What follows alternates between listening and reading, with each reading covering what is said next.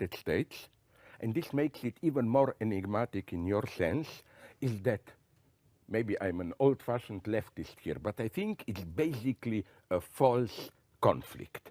False conflict in the sense that on the one hand, we have whatever we call it, alt-right, this new populist, openly racist, more or less openly racist stance for liberty. And just to make, to support your point about civil war, you know, this is what I mean by this strange reversal of roles. I remember when me and my friends, we were watching January 6, 2021, do you know that many of my leftist friends cried?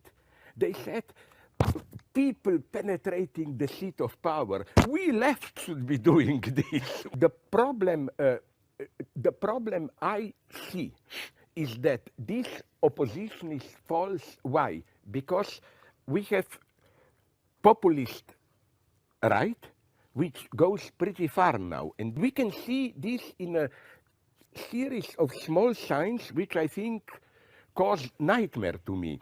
First, you have now more and more Republican states which proclaim publicly, this is not what men talk in a bar after a meeting, that Biden is not a legitimate president. They are now already getting ready for next elections, which is extremely dangerous. What?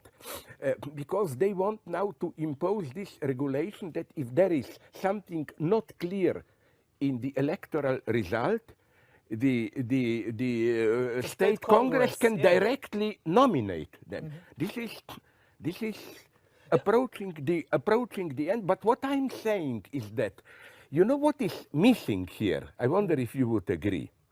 The old normal distinction between left and right, because we had attempts, Bernie Sanders and so on, but unfortunately they were swallowed by something that I call the politically correct Me Too left liberal mainstream, which I oppose, not in the sense of they are too extremists and so on, but this is pseudo-extremism, I think.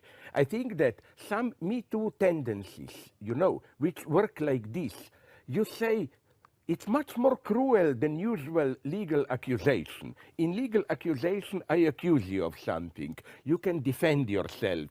We go to the court, we find a compromise. Here, no, it's cancel culture. You are simply out.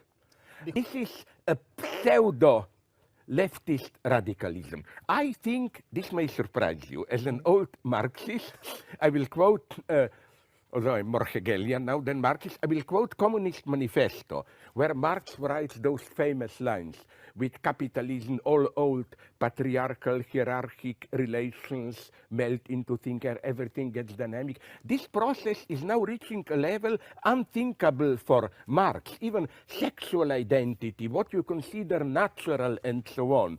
Everything becomes a matter of possible personal choice or technological manipulation.